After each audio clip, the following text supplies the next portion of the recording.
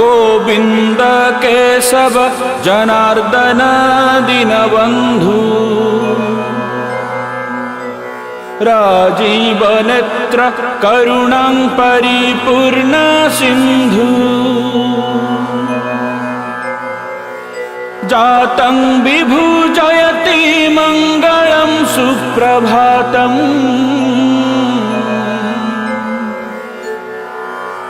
नीलाद्रीनाथ जगदीश जहि निद्रा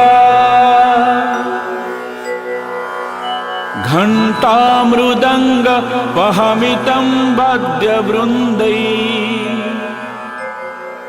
गीतेस्तथा स्तुति भितरत्रो दीपो